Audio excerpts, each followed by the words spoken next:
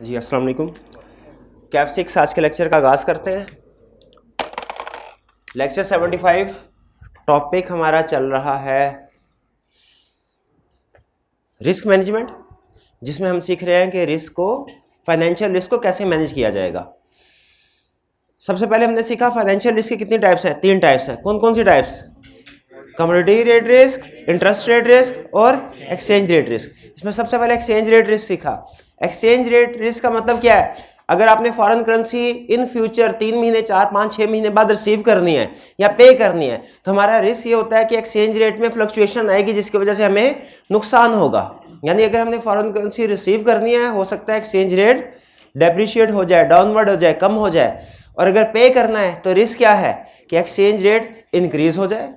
हमने ये सीखा कि इस रिस्क को मैनेज करने के लिए, यानी फिक्स करने के लिए, रिस्क मैनेज करने का मतलब क्या है कि रेट फिक्स हो जाए हमारे लिए। मार्केट में अगर रेट में कोई फ्लक्चुएशन आती भी है तो उससे कोई फर्क ना पड़े। इसके लिए हमने रिस्क मैनेजमेंट टेक्निक सीखी। करेंसी रेट रिस्क में यानी एक्सचेंज रेट रिस्क में इस मैनेज कर रिस्क मैनेजमेंट की 4 टेक्निक्स थी। कौन कौन सी? फॉरवर्ड, फ्यूचर्स, ऑप्शंस और मनी मार्केट। फॉरवर्ड में हमने सीखा कि कैसे फॉरवर्ड एग्रीमेंट के जरिए से हम रिस्क को मैनेज कर सकते हैं। इसमें सबसे अहम कंसेप्ट, डिटेल नहीं पूछ रहा आपसे, ना डिस्कस कर रहा हूँ, सबसे अहम कंसेप्ट क्या था फॉरवर्ड में कि जो एक्सचेंज रेट है ये 2 तरह का होता है, एक बाइंग रेट, एक सेलिंग रेट। आपने कौन सा उठाना है? Selling rate. और इसको एक्सचेंज रेट को प्रेजेंट करने के भी 2 तरीके हैं, एक डायरेक्ट, इनडायरेक्ट। आपने हमेशा कौन से मेथड से क्वेश्चन सॉल्व करना है? डायरेक्ट। अगर क्वेश्चन में अव्वल तो डायरेक्ट देगा, लेकिन अगर इनडायरेक्ट है भी, आपने उसे डायरेक्ट में कन्वर्ट करना है और फिर उसके बाद आपने रेट अप्लाई करना है। रेट कौन सा? बाइंग रेट अप्लाई करेंगे कि सेलिंग रेट? ये कैसे डिसाइड करते हैं? बाइंग रेट, या इसको यूं कह ले, आसान कर लेते हैं, हायर रेट अप्लाई करेंगे कि लो रेट अप्लाई करेंगे, ये कैसे डिसाइड करते हैं? ये हम देखते हैं फॉरेन करेंसी रिसीव होगी, पे होगी। अगर फॉरेन करेंसी रिसीव होगी, हम बैंक को जाके सेल करेंगे और बैंक क्या करेगा? बाय। तो बाइंग रेट यानी लोअर वाला रेट। बैंक खरीदता, बैंक अपना फायदा सोचता है हमेशा। पैसे लेने की बारी आएगी ज्यादा पैसे लेगा, पैसे देने की बारी आएगी कम पैसे देगा। और अगर हमने फॉरेन करेंसी पे करनी हो तो बैंक के पास जाते हैं बाय करने के लिए, बैंक सेल करता है, कौन सा रेट लगेगा? Higher rate. फॉरवर्ड में सबसे अहम चीज ये थी। क्लियर? फ्यूचर में सबसे अहम चीज क्या थी कि फ्यूचर्स का कॉन्ट्रैक्ट स्टैंडर्डाइज होता है। फ्यूचर का कॉन्ट्रैक्ट जो है वो स्टैंडर्डाइज क्वांटिटी का होता है और उसका मैच्योरिटी पीरियड भी स्टैंडर्डाइज है। अगर वो हमें डिफरेंट ऑप्शंस दे तो हमने जो हमारा पीरियड मैच करता है ना हमारे रिसीवेबल या पेएबल के साथ, उस वो फ्यूचर उठाएंगे। ऑप्शन में भी यही कंसेप्ट था। और इसी तरीके से फ्यूचर का जो साइज है, फ्यूचर कॉन्ट्रैक्ट का साइज स्टैंडर्डाइज्ड होता है। अगर तो आईकैप की बुक में जितनी भी एग्जांपल्स हैं उसमें वो एग्जैक्ट डिवाइड हो जाता है। ठीक है, यानी 1 लाख की अमाउंट है, 10,000 का कॉन्ट्रैक्ट है, एग्जैक्ट 10 फ्यूचर कॉन्ट्रैक्ट निकलते हैं। ऑप्शन में भी इसी तरह। लेकिन हमने वो क्वेश्चन भी किए हैं जिसमें फ्रैक्शन अमाउंट आती थी। जब फ्यूचर्स में या ऑप्शंस में फ्रैक्शन अमाउंट आ जाए तो उसका हम फ्यूचर कॉन्ट्रैक्ट या ऑप्शन कॉन्ट्रैक्ट तो नहीं उठा सकते, तो क्या करते थे? उसे फिर किसी दूसरे तरीके से हेज करते थे, फॉरवर्ड के जरिए से। ठीक है, तो फ्यूचर में और ऑप्शंस में अहम चीज क्या है? साइज जो है कॉन्ट्रैक्ट का वो स्टैंडर्डाइज्ड होता है। ठीक है, इसके बाद ऑप्शंस में अहम चीज क्या हमने सीखी थी कि ऑप्शन का प्रीमियम पे करना पड़ता है। ऑप्शंस का प्रीमियम पे करना पड़ता है। और ऑप्शन में हमारे पास ऑप्शन है गेन है तो हम उसको एक्सरसाइज करते हैं, लॉस हो तो एक्सरसाइज नहीं करते। ठीक है, ये था हमारा एक्सचेंज रेट रिस्क में। फिर हमने सीखा कमोडिटी रेट रिस्क, इसको कैसे मैनेज करना है। हमने इसमें 2 टेक्निक सीखी, फॉरवर्ड और फ्यूचर्स। अच्छा, इसमें इंटरेस्टिंगली एक्सचेंज रेट रिस्क में भी 2 तरह के रेट होते हैं, बाइंग सेलिंग। इंटरेस्ट रेट में भी 2 तरह के रेट होंगे, आज हम सीखेंगे, एक बोरिंग और एक डिपॉजिट का। लेकिन कमोडिटी में आसानी क्या है हमारे लिए कि वो उसने हमें एक ही रेट देता है कि भाई इस रेट के ऊपर सेल कर, हम कहते हैं कर लेते हैं सेल। फॉरवर्ड का मतलब क्या, हमने एग्रीमेंट कर लिया, इस रेट को लॉक कर दिया, 3 महीने 6 महीने के बाद जब भी हमारे पास प्रोडक्ट आएगी, फसल तैयार होगी, हम इस रेट के ऊपर उसको सेल कर देंगे, रेट लॉक हो गया। फ्यूचर्स में भी यही कंसेप्ट है, फर्क सिर्फ क्या है, फ्यूचर में स्टैंडर्डाइज्ड क्वांटिटी है, उसमें अगर 10.6 आ जाए ना तो आप 10.6 टन का एग्रीमेंट नहीं कर सकते, या 10 का करना पड़ेगा या 11 का करना पड़ेगा, और हम किसका करते हैं नॉर्मली 11 का, हायर वाली, ताकि उसमें पूरी क्वांटिटी कवर हो जाए, थोड़ा सा एक्स्ट्रा भी हो जाए कोई प्रॉब्लम नहीं। ठीक है, याद है कंसेप्ट। अच्छा, कल एक स्टूडेंट ने बड़ा इंटरेस्टिंग क्वेश्चन रेज किया, उसने कहा सर आपने कमोडिटी में फॉरवर्ड के जरिए से रिस्क मैनेजमेंट सिखाई, हमने कैसे सीखा, हमने स्टेप 1 में सीखा मेन कॉन्ट्रैक्ट जो है वो हमने किया, वो सेटल होगा हमारा मार्केट रेट के ऊपर, ऐसे वो जो नीचे इफेक्टिव रेट कैलकुलेट करते हैं, छोटा सा टेबल, ये टेबल बना हुआ जैसा, इस तरह का टेबल हम तकरीबन हर केस में बनाते हैं ना, ताकि इफेक्टिव रेट निकल आए। उसने कहा सर आपने फॉरवर्ड में ऊपर मार्केट रेट पे कॉन्ट्रैक्ट, जो रीजनल कॉन्ट्रैक्ट है जिसको हेज कर रहे हैं, उसकी एडजस्टमेंट की, नीचे फिर फॉरवर्ड के ऊपर जो गेन या लॉस हुआ उसको शो करवाया, फिर नीचे इफेक्टिव रेट कैलकुलेट हुआ। ये आपने इतना मुश्किल तरीका क्यों, इतना लेंथी तरीका क्यों अडॉप्ट किया? डायरेक्ट इफेक्टिव रेट, फॉरवर्ड में तो हमेशा इफेक्टिव रेट ही आता है ना, डायरेक्ट ही उसको इफेक्टिव रेट से मल्टीप्लाई करके ये क्यों नहीं कह दिया कि ये है हमारा रेट जिसके ऊपर फाइनल रेट एक्सपेंस ही है, या फाइनल रिसीट हमें ये मिलेगी। देखिए ना, मैंने आपके साथ एग्रीमेंट किया 10 रुपए के हिसाब से सेल करूंगा, सॉरी मैंने एग्रीमेंट ये किया कि 3 महीने के बाद मेरी एक प्रोडक्ट तैयार होगी 10 रुपए में, मेरी अपनी कॉस्ट है 10 रुपए, मैंने आपसे ये कहा कि मैं आपको बेच दूंगा 3 महीने बाद। अब 3 महीने बाद मार्केट का रेट क्या है ये मुझे नहीं पता, मैंने इन दूसरे भाईजान के साथ फॉरवर्ड एग्रीमेंट कर लिया, इनके साथ फॉरवर्ड एग्रीमेंट कर लिया कि भाई 12 के हिसाब से मैं चाहता हूं कि 12 रुपीज लॉक हो जाए, 10 रुपए मेरी कास्ट है, 2 रुपए प्रॉफिट, 12 रुपए के हिसाब से फॉरवर्ड एग्रीमेंट हुआ 12 का। अब अगर मार्केट प्राइस 14 पे चली जाती है, 14 पे चली जाती है, तो क्या होगा, मैं इनको प्रोडक्ट बेचूंगा 14 रुपए में और 2 रुपए का फॉरवर्ड कॉन्ट्रैक्ट पे लॉस होगा, 14 - 2 = इफेक्टिव रेट 12 आ जाएगा। ऐसे ही होता है ना, फॉरवर्ड में इसी तरीके से होता है। और अगर प्राइस 10 पे चली जाए, मैं इन्हें क्या करूंगा, 10 रुपए में चीज बेचूंगा और 2 रुपए मेरा गेन होगा फॉरवर्ड के ऊपर, इफेक्टिव रेट फिर 12 ही आएगा। भाई ऐसे ही है ना। स्टूडेंट का क्वेश्चन ये था कि सर फिर जो आप ये 2 कैलकुलेशन क्यों करते हैं कि ऊपर ओरिजिनल कॉन्ट्रैक्ट की सेटलमेंट ज्यादा दिखाते हैं, नीचे जो फॉरवर्ड फ्यूचर या ऑप्शन उसकी कैलकुलेशन ज्यादा दिखाते हैं। अगर फॉरवर्ड के साथ डायरेक्ट ही उसको मल्टीप्लाई कर दिया तो फिर भी इफेक्टिव रेट वही आएगा। तो इसका जवाब ये है कि आप असल में 2 कॉन्ट्रैक्ट को फिर नेट ऑफ कर रहे होते हैं। आप अगर डायरेक्ट फॉरवर्ड रेट के साथ ही मल्टीप्लाई कर देना क्वेश्चन को, आंसर तो फिर भी वही आ जाएगा, लेकिन आपको ये नहीं पता चलेगा कि आपकी हेजिंग टेक्निक कितनी इफेक्टिव थी, आपको हेजिंग ने, फॉरवर्ड ने कितने बड़े नुकसान से बचाया, ये आपको पता नहीं चलेगा अगर डायरेक्ट इफेक्टिव।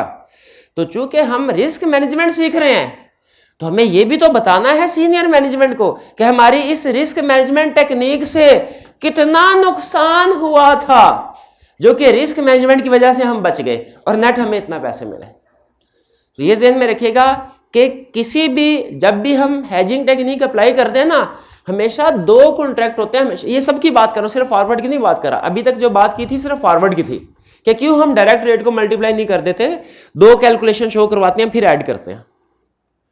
अब जो बात कर रहा हूं वो सारी रिस्क मैनेजमेंट पूरे चैप्टर की।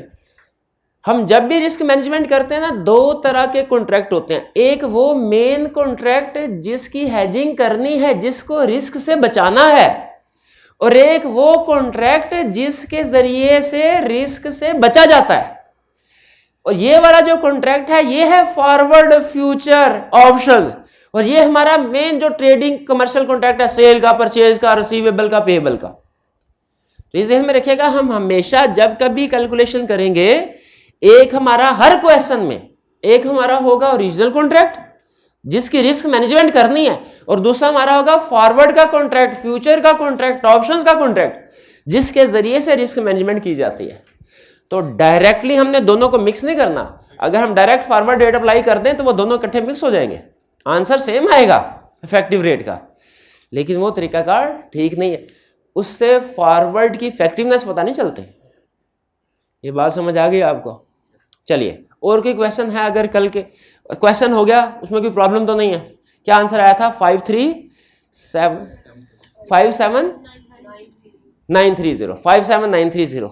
क्लियर? कोई प्रॉब्लम तो नहीं उसमें? तो कम्युनिटी वैसे ही आसान है, इसीलिए तो एक ही लेक्चर में दोनों बता दिए। अब है इंटरेस्ट रेट रिस्क। इंटरेस्ट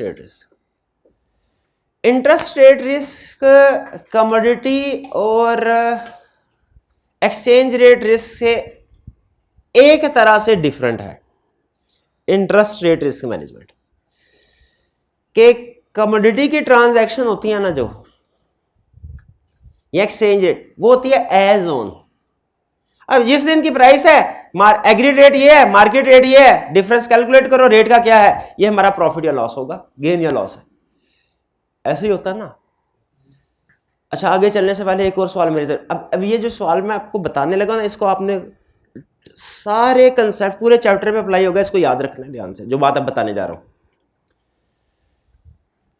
हमारे दो कॉन्ट्रैक्ट होते हैं, एक main contract commercial contract cell purchase receivable payable का, और एक डेरिवेटिव मैं लफ्ज बोलता हूं, बुक में यूज नहीं हुआ, लेकिन वो चूंकि एडवांस में हम ये टर्म यूज करते हैं इसलिए बार बार मेरे मुंह से निकल जाता है, लेकिन आपको बताया derivative is equal to forward plus future plus option, तीनों को कलेक्टिवली हम डेरिवेटिव बोलते हैं। एक है मेन कॉन्ट्रैक्ट, एक है डेरिवेटिव यानी फॉरवर्ड फ्यूचर ऑप्शन का कॉन्ट्रैक्ट। ठीक है, कंसेप्ट क्या अप्लाई हो रहा होता है? अगर हम एग्रीमेंट ऐसा करते हैं डेरिवेटिव का कि अगर मेन कॉन्ट्रैक्ट पे लॉस हो, डेरिवेटिव कॉन्ट्रैक्ट से प्रॉफिट हो, सेट ऑफ हो जाए, या मेन कॉन्ट्रैक्ट पे, अब ये वाइस वर्सा भी काम करता है, यानी फ्लक्चुएशन से मैं बता, तो मेन कॉन्ट्रैक्ट पे अगर प्रॉफिट होगा और इस डेरिवेटिव कॉन्ट्रैक्ट पे लॉस होगा, तो फिर ये भी सेट ऑफ हो जाएगा, एग्रीड। कैलकुलेशन आप कर लेंगे, कैलकुलेशन में कोई प्रॉब्लम नहीं होती, डेरिवेटिव का गेन या लॉस कैलकुलेट करने में कोई प्रॉब्लम नहीं होती। क्यों कोई प्रॉब्लम नहीं होती? आपने मार्केट रेट और कॉन्ट्रैक्ट रेट का डिफरेंस लेना होता है और उसे आपने मल्टीप्लाई कर देना होता है क्वांटिटी के साथ या करेंसी के साथ, भी ऐसे ही करते हैं ना। मेरा क्वेश्चन आपसे बड़ा सिंपल है, ये जो हम गेन या लॉस कैलकुलेट किया करते हैं, ये गेन या लॉस कैलकुलेट हर केस में करते हैं ना। एक्सचेंज रेट में कैलकुलेट किया, कमोडिटी में किया, यहां पे भी करेंगे, इंटरेस्ट रेट में भी, फॉरवर्ड में भी, फ्यूचर में भी, ऑप्शन में, हर केस में गेन कैलकुलेशन कर ली। आपको कैसे पता चलेगा कि ये गेन है कि लॉस है? कैसे पता चलेगा ये गेन है कि लॉस? एग्रीगेट किससे ज्यादा? ये आपने कॉमन सेंस से सोचना है। क्या ये फॉरवर्ड का कॉन्ट्रैक्ट जो भी डेरिवेटिव का कॉन्ट्रैक्ट हमारी फेवर में जा रहा है कि हमारे अगेंस्ट जा रहा है? हमारी फेवर में जैसे आज का क्वेश्चन आएगा ना, मैं आपसे कहूंगा हमने 6% के ऊपर फॉरवर्ड एग्रीमेंट किया, मार्केट में रेट ऑफ इंटरेस्ट गया 8% के ऊपर, अब मैंने कैलकुलेशन की, जो जवाब आया मेरा वो गेन होगा कि लॉस होगा इस कॉन्ट्रैक्ट के ऊपर, फॉरवर्ड कॉन्ट्रैक्ट के ऊपर? अब सोचिए, मैंने 6% पे एग्रीमेंट किया था कि मुझे 6% पे लोन दोगे तुम। मैंने एग्रीमेंट किस पे किया? 6% मेरा लॉक हो गया इंटरेस्ट रेट। बोरोइंग की बात कर रहा हूं, बोरोइंग की, डिपॉजिट आपसे बोरोइंग की बात कर रहा हूं। मैंने बोरोइंग पे रेट लॉक किया 6%, मार्केट में इंटरेस्ट रेट गया 8% पे, मेरे लिए ये कॉन्ट्रैक्ट फेवरेबल है कि अनफेवरेबल? फेवरेबल। तो जो भी कैलकुलेशन करूंगा जवाब आएगा वो क्या होगा? गेन। ठीक है, इसी तरह कमोडिटी में अगर हम देखें, मैंने रेट लॉक किया सर 10 रुपए के ऊपर चीज बेचनी है, मार्केट में प्राइस, अब सेल की बात कर रहा हूं, मार्केट में प्राइस गई 12 रुपए के ऊपर। अब मेरे लिए आपने सोचना कैसे है, मेरे लिए ये डेरिवेटिव वाला कॉन्ट्रैक्ट, मेन नहीं डेरिवेटिव वाला, गेन या लॉस डेरिवेटिव कॉन्ट्रैक्ट के ऊपर कल, ये फेवरेबल है कि अनफेवरेबल है? अनफेवरेबल है, क्योंकि मैं 10 रुपए के ऊपर बेचने का एग्रीमेंट कर चाहूं, मार्केट में 12 रुपए पे चली गई प्राइस। तो ये जो भी कैलकुलेशन करूंगा मैं, इसका जवाब जो भी आएगा वो क्या होगा? वो मेरा लॉस होगा। तो आपने ये डिसाइड कर लेंगे ना कि फेवरेबल है कि अनफेवरेबल है, उसके लिहाज से डिसाइड करना गेन है कि लॉस है। एग्रीड? गेन या लॉस डेरिवेटिव में कैलकुलेशन कर लेंगे आप, कैलकुलेशन में मसला नहीं है। मसला किसमें है? कैलकुलेशन करने के बाद जो अमाउंट आएगी ना, ये डिसाइड करना है वो गेन है कि लॉस है। ये आप कैसे डिसाइड करेंगे? आप सोचेंगे ये मेरा एग्रीमेंट फेवरेबल है कि अनफेवरेबल है, मार्केट में प्राइस चेंज की वजह से। ठीक है। दूसरी चीज, ये डिसाइड कर लिया गेन है कि लॉस है, ये कैसे डिसाइड करेंगे कि इसने ऐड होना है कि लेस होना है? ये कभी ऐड हो रहा होगा, कभी लेस हो रहा होगा। मैं बजाय ये कि आपको डिफरेंट फॉर्मेट बताऊं और हर फॉर्मेट में कहूं इसमें ये होगा तो ऐड होना, ये होगा, मैं आपको कंसेप्ट बता रहा हूं। कैसे पता चलेगा ऐड है कि लेस है? सिंपल, आपने ऊपर देखना है रिसीव कर रहे हैं कि पे कर रहे हैं। अगर रिसीव कर रहे हैं तो गेन ऐड होगा और लॉस लेस होगा, और अगर पे कर रहे हैं तो गेन लेस होगा, लॉस। ये टिप आपने याद रखनी है, ठीक है। ये आपको बहुत सी कंफ्यूजन से इंशाल्लाह बचाएगी क्वेश्चन करते हुए, कि ये कैलकुलेशन करने के बाद ये कैसे डिसाइड करना है कि गेन है कि लॉस है, और फिर उसके बाद ये कैसे डिसाइड करना है कि ऐड है कि लेस है। क्लियर? अब आज के लेक्चर की तरफ चलते हैं, आज के जो इंटरेस्ट रेट रिस्क मैनेजमेंट की तरफ चलते हैं। हम आज क्या सीखने जा रहे हैं? Interest rate risk management. अच्छा, ये दोनों तरह से काम कर सकता है। बोरोइंग पे भी हमारा रिस्क होता है कि इंटरेस्ट रेट बढ़ ना जाए, और अगर हमने पैसे डिपॉजिट करवाए हों इसमें भी रिस्क होता है कि इंटरेस्ट रेट कम ना हो जाए। लेकिन ज्यादातर जो कंपनीज होती है आपको तो बोरोइंग कर रही होती है, तो हम कंसेप्ट बोरोइंग के साथ क्वेश्चन सॉल्व करेंगे, लेकिन डिपॉजिट के ऊपर भी सेम अप्रोच अप्लाई होगी। है क्या? ये सुन लीजिए जरा। ये क्वेश्चन आ गया, स्लो प्रोसेसिंग की उसने।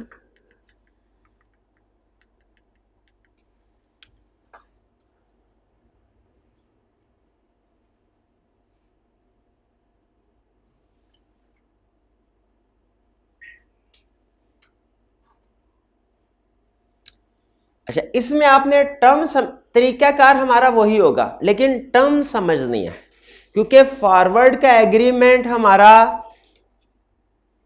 एक्सचेंज रेट में थोड़ा डिफरेंट तरीके से अप्लाई होता है, कमोडिटी में डिफरेंट है, और इंटरेस्ट जैसे एक्सचेंज रेट में 2 रेट देता है, बाइंग और सेलिंग। कमोडिटी में हमने देखा सिर्फ एक दिया उसने। अब इंटरेस्ट रेट में क्या होगा ये जरा देखिए। कह रहे features of forward rate agreements, ये आपने अगर समझ 3 पॉइंट्स हैं, ये समझ लिए कंसेप्ट क्लियर है आपका।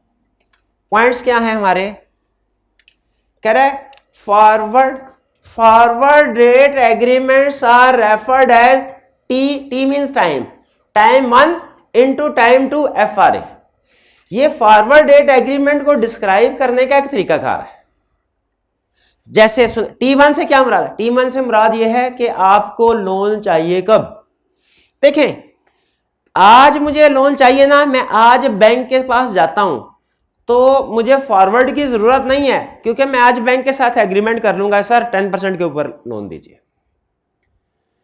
मसला कब आता है? जब मुझे आज नहीं, मुझे 4 महीने के बाद लोन चाहिए, और 4 महीने बाद हो सकता है, मेरा डर है मुझे कि इंटरेस्ट रेट बढ़ ना जाए, तो मैं चाहता हूं आज इसी तरीके से मुझे कंफर्म हो जाए, मेरा रेट लॉक हो जाए, तो मैं आज फॉरवर्ड रेट एग्रीमेंट बाय करूंगा। कब बाय करूंगा? आज। लोन कब चाहिए? 4 महीने बाद। फॉरवर्ड रेट एग्रीमेंट बाय कब करूंगा? आज। बाय करने का मतलब है रेट मैं आज लॉक कर दूंगा। लोन चाहिए 4 महीने बाद। कितने अरसे का लोन चाहिए, कितने अरसे का लोन चाहिए, फर्ज कीजिए 6 महीने का लोन चाहिए, ठीक है। तो आज मैंने एग्रीमेंट करना है, 4 महीने बाद लोन चाहिए, T1 मेरा 4 है। T1 का मतलब क्या है, मुझे कितने अरसे के बाद लोन चाहिए, और T2 है कि वो लोन कब खत्म होगा। T2 ये नहीं है कि लोन की ड्यूरेशन क्या है, T2 क्या है, खत्म कब होगा। तो ये असल में T1 आएगा 4। अगर मुझे 4 महीने के बाद लोन चाहिए, 4 महीने के बाद, और 6 महीने का लोन चाहिए, तो T1 है 4 और T2 क्या है 4 + 6 10 6 मंथ आएगा जब इन दोनों का डिफरेंस होगा। यानी मुझे 4 महीने के बाद, 4 महीने के बाद मुझे लोन चाहिए और 10 महीने तक चाहिए, तो ये क्या लिखा होगा, ये 4 × 10। ये तरीकाकार है फॉरवर्ड रेट एग्रीमेंट, FRA का मतलब आप इंटरेस्ट रेट का फॉरवर्ड उठा रहे हैं, क्लियर। तो 3 × 9 FRA, इसका मतलब क्या है, 3 महीने बाद मुझे लोन चाहिए 6 महीने के लिए, 6 महीने के लिए। ये टर्म क्लियर हो गई आपको। चलिए अब आगे चलते हैं। नेक्स्ट हमें अगला कंसेप्ट ये सिखा रहा है कि T is the beginning period and T2 is the ending period. समझ रहे हैं, बिगिनिंग पीरियड और ending period. Duration of the loan नहीं आ रही, duration of the loan ending minus beginning का फर्क होगा। दूसरा पॉइंट ये ओके। दूसरा पॉइंट, फॉरवर्ड रेट एग्रीमेंट में ओनली डिफरेंशियल अमाउंट, ये तो हमें पता ही है कि कोई भी जो डेरिवेटिव होता है ना, उसमें सिर्फ जो मार्केट का और कॉन्ट्रैक्ट रेट का डिफरेंस होता है यही सेटल होता है। ये बात हमें पहले ही पता थी, ये बात नहीं थी हमारे लिए, ये बात हमारे लिए नहीं है, हमें पहले पता। फिर इन FRA आई है, बेसिकली FR टाइपिंग कर रहे हैं FRS। In forward rate agreement ये हमें interest is paid at T1 after discounting the cash flows. इसको जरा समझिए, इसको जरा समझिए। ये है, हम इस जगह पे खड़े हैं, फर्ज कीजिए ये 1 जनवरी 2022, गौर से सुनेगा। मुझे चाहिए 1 अप्रैल को 2022 को 6 महीने के लिए लोन चाहिए, जो कि चलेगा 30 सितंबर 2022 तक। ये एग्जाम्पल गौर से सुनेगा जरा, ठीक है। इसके लिए मैं लोन लेने के लिए कब जाऊंगा, किस तारीख को जाऊंगा बैंक के पास, लोन लेने के लिए किस तारीख को जाऊंगा। आज मैंने अंदाजा लगाया है मुझे 3 महीने के बाद लोन की जरूरत पड़ेगी 6 महीने के लिए। मैं लोन बैंक के, अब मेरी कमर्शियल ट्रांजैक्शन जो है ना, कमर्शियल ट्रांजैक्शन वो है लोन लेना और रीपे करना। कमर्शियल ट्रांजैक्शन ये है, यानी डेरिवेटिव सेट के, फॉरवर्ड फ्यूचर सेट के रूटीन की ट्रांजैक्शन। मैं लोन लेने के लिए जाऊंगा 1 अप्रैल को, और लोन रीपे कब करूंगा, 30 सितंबर को। Agreed, loan taken, loan repaid with interest. Interest भी तो देना पड़ेगा, ठीक है। मुझे इस लोन का पता कब चलेगा कि इसका रेट ऑफ इंटरेस्ट क्या है, किसने पता चलेगा, 1 अप्रैल को चलेगा। लेकिन अभी मैं बैठा डर रहा हूं, मुझे पता 3 महीने बाद लोन चाहिए। मैं कहा पता नहीं, ये ना स्टेट बैंक जो है वो 2% रेट बढ़ा दे, 3% बढ़ा दे। मैं अभी लॉक करना चाहता हूं, मुझे क्या करना चाहिए? फॉरवर्ड रेट एग्रीमेंट को बाय करना चाहिए। क्या करना चाहिए? फॉरवर्ड रेट एग्रीमेंट को। जब आपने बोरोइंग करनी है तो आज के दिन फॉरवर्ड रेट एग्रीमेंट बाय। मुझे फॉरवर्ड रेट एग्रीमेंट किस दिन बाय करना चाहिए? 1 जनवरी को कि 1 अप्रैल को? 1 जनवरी को। 1 अप्रैल को तो लोन ही मिल जाएगा, वो तो एग्रीमेंट में रेट ऑटोमेटिकली फिक्स हो जाएगा 1 अप्रैल को। मुझे तो आज फॉरवर्ड रेट एग्रीमेंट चाहिए। मार्केट में मैंने जाके देखा, उसमें अजीबो गरीब सी कोटेशंस लिखी हुई थी। मार्केट में मैंने जाके देखा, उसमें लिखा हुआ था एक फॉरवर्ड रेट है 1v3, एक था 2-4 FRA, एक था 3-6 FRA, एक था 3-9 FRA। ये सारे फॉरवर्ड रेट एग्रीमेंट्स है। 3v9 कर लेते हैं। मैं कौन सा फॉरवर्ड रेट एग्रीमेंट उठा? पहला, दूसरा, तीसरा के चौथा? 3 महीने के बाद 9 महीने तक, starting period after 3 months, ending period 9 months. मुझे ये वाला फॉरवर्ड रेट एग्रीमेंट आना चाहिए। इंटरप्रेट करना समझ गए? अच्छा, हर फॉरवर्ड रेट एग्रीमेंट के साथ इंटरेस्ट रेट भी होगा। इंटरेस्ट रेट, क्योंकि वो जो फॉरवर्ड रेट एग्रीमेंट ऑफर कर रहे हैं वो अंदाजा लगा रहे होते हैं यार, जो ज्यादा पीरियड का है ना फॉरवर्ड रेट एग्रीमेंट, उसमें इंटरेस्ट रेट हो सकता है डिफरेंट हो, और जो कम पीरियड का है उसमें इंटरेस्ट रेट डिफरेंट हो। अगर एक्सपेक्टेशन है कि फ्यूचर में स्टेट बैंक इंटरेस्ट रेट बढ़ा देगा, तो हो सकता है कि जो 1-2 महीने का फॉरवर्ड रेट एग्रीमेंट है उसका इंटरेस्ट रेट कुछ और हो, और जो 6-7 का उसका इंटरेस्ट रेट। तो मेन कंसेप्ट क्या? हर फॉरवर्ड रेट एग्रीमेंट का अलग इंटरेस्ट रेट होगा। एग्रीड? अच्छा, इस फॉरवर्ड रेट के साथ लिखा हुआ था 7.2% और आगे लिखा था 7.3%। 7.2% और 2 रेट लिखे थे। अब मैं बैठा कंफ्यूज हो रहा हूं कि मेरा लॉक कौन सा इंटरेस्ट रेट होगा, 7.2 के 7.3? 7। अब मैं सोचूंगा मैं बैंक से बोरो कर रहा हूं, मैं बोरोइंग कर रहा हूं कि डिपॉजिट कर रहा हूं? बोरोइंग कर रहा हूं। तो बैंक का क्या रूल है कि हायर चार्ज करेगा, हायर रेट चार्ज करेगा। बोरोइंग पे रेट हायर वाला चार्ज होता है। क्लियर? तो इसमें मेरा रेट कौन सा लॉक होगा? 7.3%। अच्छा, अब सुनिए जरा, सबसे अहम चीज तो अब आई है, सबसे अहम चीज, आखिरी चीज, इसके बाद कुछ भी नहीं है, इसके बाद डायरेक्ट क्वेश्चन करेंगे। आखिरी चीज, मैंने ये फॉरवर्ड रेट एग्रीमेंट FRA उठा लिया, 3 से 9, 7.3, ये मेरा, क्योंकि बोरिंग है ना, ये 1 अप्रैल आ गया।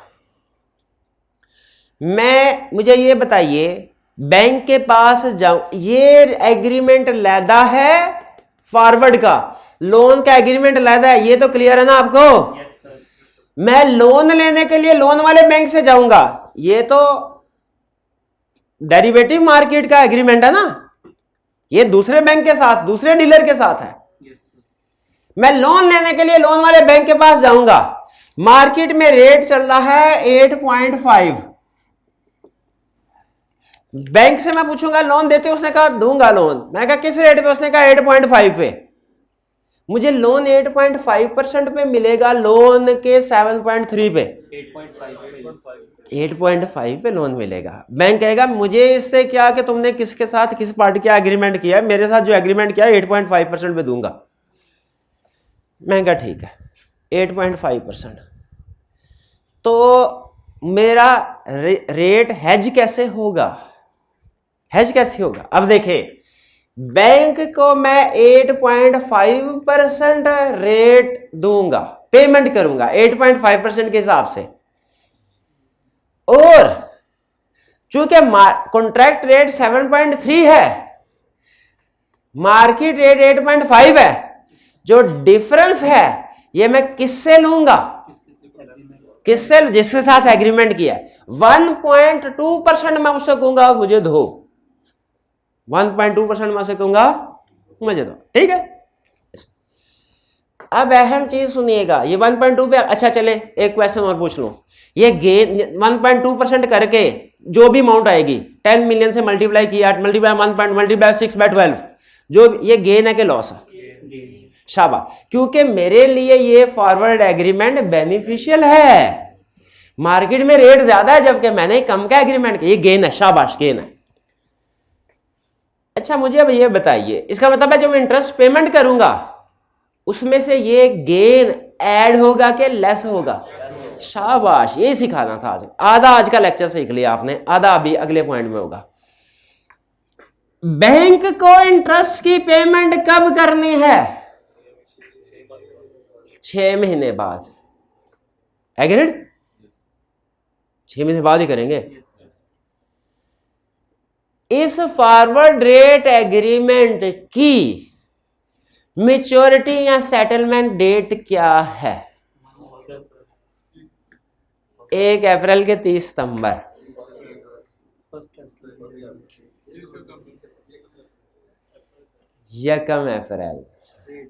यकम अप्रैल को ये सेटल होगा। फॉरवर्ड डेट एग्रीमेंट कब सेटल होगा? यकम। तो फिर ये 9 क्यों लिखा होता है? इसकी ड्यूरेशन के लिए कि 6 महीने का। ये सेटल कब होगा? अब इसमें कहानी का सबसे अहम ट्विस्ट, आखिरी ट्विस्ट कहानी का ये है, जब मैंने यहां पे बैठ के 8.5% के लिहाज से इंटरेस्ट कैलकुलेट किया, इसकी पेमेंट कब करनी? 30 सितंबर को। उसी लिहाज से मैंने डिफरेंस 1.2% कैलकुलेट किया और इस डीलर से कहा लाओ मुझे दो इंटरेस्ट, लाओ इंटरेस्ट दो मुझे, 1.2% दो। ये इंटरेस्ट कब देगा मुझे? 1 अप्रैल को। बताइए जो मैं टोटल अमाउंट कैलकुलेट करूंगा वो सारी की सारी 1 अप्रैल को देगा कि जो टोटल अमाउंट मैं कैलकुलेट करूंगा 1.2% डिफरेंस, वो इस पॉइंट पे की अमाउंट बनती है। और अगर इस पॉइंट पे करनी है तो उसे डिस्काउंट करना पड़ेगा। मुझे बताइए डिफरेंस को डिस्काउंट करना है कि नहीं? फिर बताइए फॉरवर्ड डेट एग्रीमेंट में जो डिफरेंस है वो ग्रॉस अमाउंट पे होगी कि डिस्काउंटेड अमाउंट? देखें, अगर तो बैंक इंटरेस्ट की तरह ये इंटरेस्ट भी 30 सितंबर को पे होना होता ना तो डिस्काउंट करने की जरूरत नहीं थी। लेकिन ये बंदा 1 अप्रैल को कहेगा भाईजान अब आपका एग्रीमेंट लॉक हो गया ना, एग्रीमेंट हो गया आपका, अब हम टोटल कैलकुलेट कर सकते हैं कि मेरा कितना फायदा नुकसान, आपका कितना फायदा नुकसान, आओ अभी सेटलमेंट कर ले, इसको क्लोज कर ले। तो याद रखिएगा forward date agreement loan starting date पे क्लोज हो जाएगा, सेटल हो जाएगा। इसमें जो इंटरेस्ट पे किया जाएगा या रिसीव किया जाएगा किस डेट पे? 1 अप्रैल, 30 सितंबर में नहीं, 1 अप्रैल पे। और चूंकि 1 अप्रैल पे किया जाएगा लेकिन जो अमाउंट कैलकुलेट करते हैं वो 30 सितंबर, जाहिर है लोन का इंटरेस्ट एंड पे करते हैं ना। और अगर आपने स्टार्ट में सेटल करना है उसको डिस्काउंट करना पड़ेगा। फॉरवर्ड डेट एग्रीमेंट में 2 ही कंसेप्ट हैं, 3 कंसेप्ट है टोटल फॉरवर्ड डेट एग्रीमेंट। पहला, इसका नाम 3v9, इसका मतलब क्या है वो समझ आ गया आपको? स्टार्टिंग डेट और एंड। दूसरा इसमें अहम कंसेप्ट ये है 2 रेट ऑफ इंटरेस्ट होंगे, आपने कौन सा उठाना है वो आपको पता चल गया। बोरोइंग कर रहे हैं तो हायर रेट, डिपॉजिट कर रहे हैं तो लोअर रेट। ऐसे ही होता है ना, बैंक के पास उधार लेने के लिए जाए बैंक हायर रेट लगाता है, जमा कराने के लिए जाए लोअर रेट। तीसरा और सबसे अहम पॉइंट, जब आपने इंटरेस्ट को कैलकुलेट करना है ना तो इसे डिस्काउंट करना पड़ेगा। जिस बंदे के साथ हमने फॉरवर्ड एग्रीमेंट किया है ना वो हमें डिस्काउंटेड इंटरेस्ट देगा। अगर वो हमें 30 सितंबर को इंटरेस्ट दे रहा होता ना तो पूरी अमाउंट देता। इसलिए हम इसमें जब इंटरेस्ट को कैलकुलेट करेंगे ना उसके बाद उसे डिस्काउंट करेंगे। इंटरेस्ट को कैलकुलेट करेंगे जब इसके बाद डिस्काउंट करेंगे। नहीं समझ आई ना बात? चले क्वेश्चन से पता चलता है। ये लिखा हुआ है in forward date agreement interest is paid at T1। T1 क्या है? ये इंटरेस्ट फॉरवर्ड डेट एग्रीमेंट का इंटरेस्ट मैं कह रहा हूं, लोन का इंटरेस्ट नहीं कह रहा। लोन का इंटरेस्ट तो इधर ही पे होगा, फॉरवर्ड डेट एग्रीमेंट का इंटरेस्ट T1 में पे होगा आफ्टर डिस्काउंटेड कैश लॉस। क्यों डिस्काउंट क्यों कर रहे हैं? क्योंकि असूली तौर पे तो यहां पे होना चाहिए था, लेकिन क्योंकि सेटलमेंट जल्दी कर रहे हैं तो टाइम वैल्यू ऑफ मनी का कंसेप्ट है, उसे डिस्काउंट करना पड़ेगा। एग्रीड?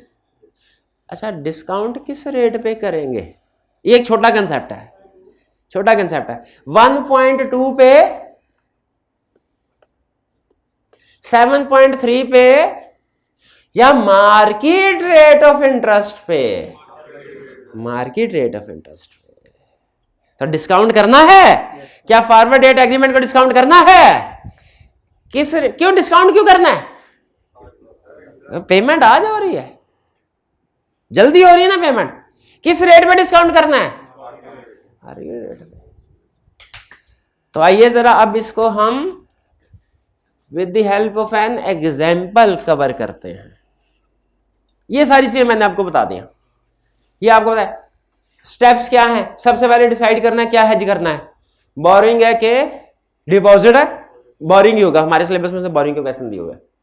अमाउंट कितने महीनों के बाद, कितने महीनों के लिए, और थ्रू फॉरवर्ड। अब ये 3 वर्सेस 6 ये आएगा ना FRA हैं? ये नहीं आएगा, 3v9 आएगा। स्ट्रेटजी क्या है? बाय करो। बोरोइंग कर रहे हैं तो फॉरवर्ड डेट एग्रीमेंट बाय करो, बाय करो। कौन सा फॉरवर्ड डेट एग्रीमेंट? 3v9 का फॉरवर्ड डेट एग्रीमेंट बाय करो। कितनी अमाउंट का? 5 मिलियन। और इस पे जो इंटरेस्ट रेट दिया होगा तो कौन सा इंटरेस्ट रेट लेना है? हायर या सेलिंग रेट। ठीक है, यहां पे कह रहे यूज बाय कर रहे हैं, बोरोइंग कर रहे हैं तो सेलिंग या हायर रेट। अगर डिपॉजिट कर रहे होते ये लो रेट बन जाता। ठीक है, बारो कर रहे हैं तो बाय करना है एट हायर रेट। डिपॉजिट का केस होता, जो उम्मीद है क्वेश्चन पूछेगा नहीं, तो हम क्या, क्योंकि सिलेबस में उसने नहीं दिया, लेकिन फिर भी एहतियातन बता रहा हूं, अगर डिपॉजिट का केस होता तो सेल करते एट लोअर रेट। गेन या लॉस कैसे अच्छा, ये गेन या लॉस की कैलकुलेशन सुन लें। लोन की amount 5 million, agreed rate in forward date agreement जो क्या है 7.3, माइनस मार्केट रेट जो क्या है 8.5, multiplied by period. Interest rate के लिए पीरियड से मल्टीप्लाई करते हैं ना, ये तो काउंटिंग में सीखा होगा आपने, बल्कि उससे पहले मैथ में सीखा होगा। ये डिवाइडेड बाय का साइन क्यों लिखा हुआ है? डिस्काउंट करने के लिए। और डिस्काउंट जिस रेट पे करना है वो कौन सा है? Market rate. और डिस्काउंट रेट कैसे कैलकुलेट हुआ ये सुन ले। 1 प्लस होगा, फिर ब्रैकेट सॉल्व करनी है, मार्केट रेट को पीरियड से मल्टीप्लाई करना है, फिर एक के साथ ऐड करना है। मार्केट यानी अगर 6% रेट है, 6 महीने का लोन है, तो ये 6% इंटू 6/12 3%। तो डिस्काउंट किस पे करना है? 1.03 पे। नहीं समझ आई बात? इंटरेस्ट, मार्केट का इंटरेस्ट रेट है 8.5%, 6 महीने का था, डिस्काउंट करने के लिए 1.085 करेंगे ना ना ना ना 0.085 को 6/12 से मल्टीप्लाई करेंगे, क्योंकि 6 महीने का लोन है तो आधा इंटरेस्ट होगा ना, आधा डिस्काउंट करना है, पूरा थोड़ी करना है। फिर उसके बाद डिस्काउंट। मैंने पहली दफा जब ये क्वेश्चन किया तो मैंने गलती पता क्या की, एक मैंने 1 में पहले मार्केट रेट को ऐड कर लिया, 1 में मार्केट रेट का, फिर 6/12 से मल्टीप्लाई किया, वो अमाउंट डिस्काउंट होके कम होने की बजाय ज्यादा हो गई। मैंने कहा ये क्या हो गया? फिर समझ आई नहीं, मार्केट रेट को पहले पीरियड से मल्टीप्लाई करना है, फिर 1 में ऐड करना है। नहीं समझ आई? आ गई समझ? आइए फिर क्वेश्चन, प्रैक्टिस क्वेश्चन करते हैं। वो कह रहा है, क्वेश्चन को बढ़िए, कह रहा है एक कंपनी ए, मिस्टर ए या ए कंपनी, कुछ भी कह ले, ये मैं रेज कर दूं, चलिए रेफरेंस के लिए रहने देता हूं, ये कर देता हूं,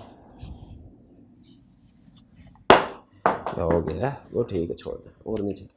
ए company will need to borrow ₹5 million in 3 months time for a period of 6 months। 3V9 forward date agreement उठाया उसने, तो सही किया। For principal amount of ₹5 million is available at this rate. अच्छा, पहले छोटा रेट पहले और बड़ा बाद में लिखा करता था, अब बड़ा कोई मसला नहीं है, हमें इस टेंशन में जाने की जरूरत ही नहीं है। हमने तो ये देखना हाई रेट उठाएंगे कि लो रेट उठाएंगे, वो बोरिंग है कि डिपॉजिट, उससे पता चल जाएगा। What will be pay off to company, company को क्या मिलेगा? पे ऑफ का मतलब क्या है? क्या मिलेगा या क्या देना पड़ेगा? पे ऑफ का मतलब क्या है? क्या मिलेगा या क्या देना पड़ेगा? What will be pay off to company because of this forward if company does not buy this FRA and at end of month 3 6 month काइबर is, काइबर होता है इंटरेस्ट रेट, इसे कहते हैं कराची इंटरबैंक ऑफर रेट। ठीक है, ये अगर यूके में बैठ के पढ़ रहे होते हैं हम कहते हैं Liber, London interbank offer rate. यह है काइबर, कराची इंटरबैंक, ये समझ लीजिए इंटरेस्ट रेट होता है। प्रैक्टिकली काइबर के साथ काइबर बेस रेट होता है, इसमें 1-2% ऐड भी करते हैं। हमें उसने बता दिया इंटरेस्ट रेट, काइबर का मतलब इंटरेस्ट रेट, लाइबर का मतलब इंटरेस्ट रेट 6.25%। बताइए कितना देना पड़ेगा? कितना देना पड़ेगा? फॉरवर्ड की वजह से 0, क्योंकि फॉरवर्ड किया ही नहीं है। वैसे इंटरेस्ट कितना देना पड़ेगा वाला? वैसे इंटरेस्ट कितना देना पड़ेगा? क्या कैलकुलेट करें ना, कैलकुलेट करें ना भाई, कैलकुलेट करें ना। ये बनेगा 5 million इंटू 6.25% इंटू 6/12, 6 महीने का है, 6 मंथ 6 महीने का, 156,250 ये इंटरेस्ट रेट पे करना पड़ेगा अगर फॉरवर्ड नहीं लेते। अगर फॉरवर्ड लेते हैं और at the end of month 3 यानी जब लोन लेने की बारी आएगी, 6 मंथ काइबर इज 6.25%, तो क्या होगा? इसको जरा हम लिख लेते हैं। What is to be hedged? वैसे तो सारी इंफॉर्मेशन क्वेश्चन में मौजूद है, लेकिन हम उसको जरा सीधा बदला करके तरतीब से लिखते हैं systematically. What is to be hedged? 5 million loan of rupees 5 million, 5 million hedge करना है आफ्टर 3 months फॉर, यानी ड्यूरेशन 6 months। स्ट्रेटजी क्या होगी? स्ट्रेटजी क्या करना है? बाय करना है, सेल करना है? बाय करना है। कौन सा forward rate agreement? 3V9 FRA, buy करो FRA। किस रेट पे? 5.4 या 5.36? 5.4 क्यों? बारो कर रहे हैं तो हायर रेट लगेगा ना, एट द रेट ऑफ 5.4%। ये हमारा एग्रीड हो गया। अब आइए ड्यू डेट के ऊपर। ड्यू डेट से मुराद एंड ऑफ मंथ 3, काइबर है 6.25%, मार्केट रेट क्या है? 6.25%। मैंने कहा लोन की amount 5 million multiplied by agreed rate 5.4% minus market rate 6.25। इसको 6.25 को पहले कर ले, 5.4 कोई फर्क नहीं पड़ेगा, क्योंकि कैलकुलेशन के बाद हमने डिसाइड करना है गेन है कि लॉस है। इनटू पीरियड कितना है 6/12। अब ये डिवाइड क्यों कर रहे हैं हम, ये सारा कंसेप्ट इसमें ये क्या है, डिस्काउंट कर रहे हैं। अब डिस्काउंट की जरा कैलकुलेशन ध्यान से देखिएगा, कहिए ना कि सर ये क्या रॉकेट साइंस है। 1 प्लस मार्केट रेट कितना है 6.25%, 6.25% मल्टीप्लाई बाय पीरियड कितना है 6/12। इस सारे को कैलकुलेट करके डिवाइड करना है इस सारे के साथ। भाई है जो इतनी लंबी चौड़ी कैलकुलेशन कर सके कि मुझे ही करनी पड़ेगी। 5 million into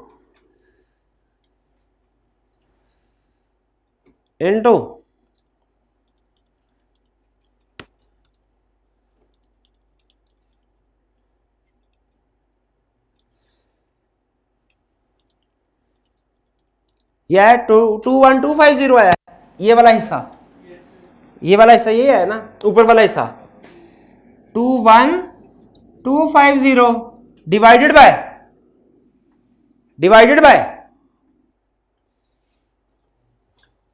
6.25% multiply by 6/12 plus 1.03125 नीचे वाला हिस्सा 1.03125 यही है। हाँ डायरेक्ट ही कर दिया, शाबाश।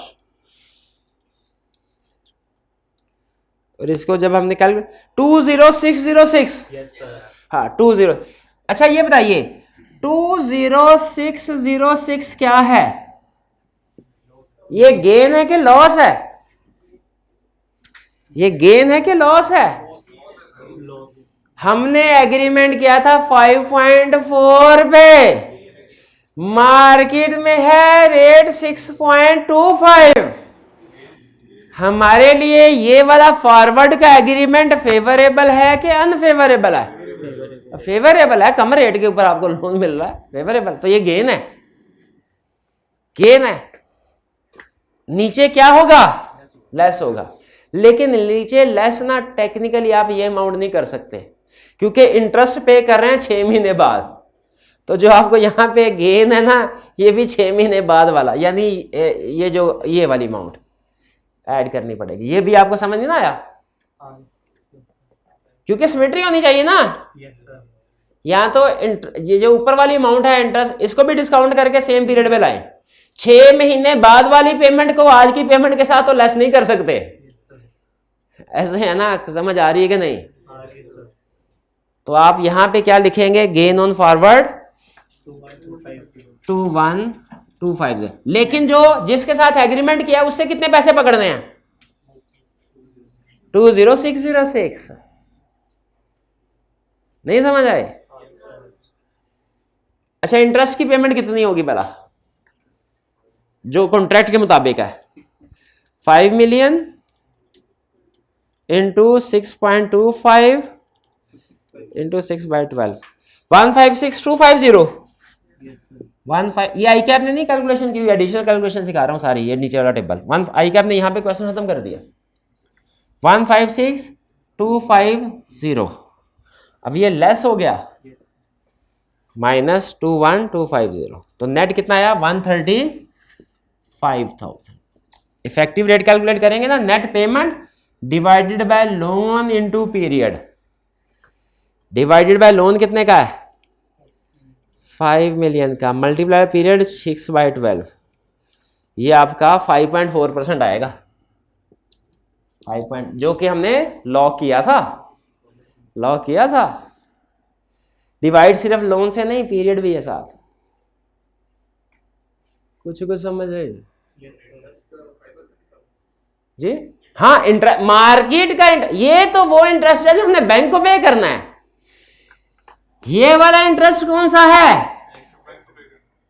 ये वाला कौन सा है जो फॉरवर्ड वाले से लेना, ठीक है।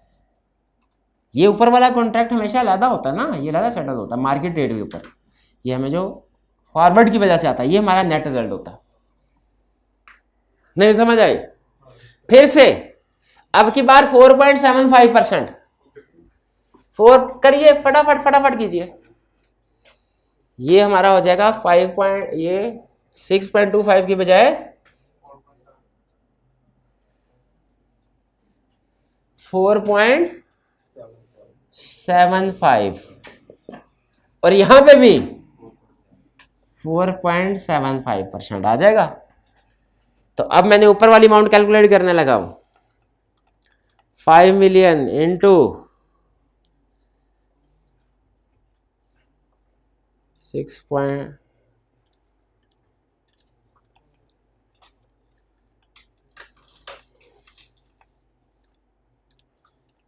ये आती है 16250 ऊपर वाली अमाउंट 16250 डिवाइडेड बाय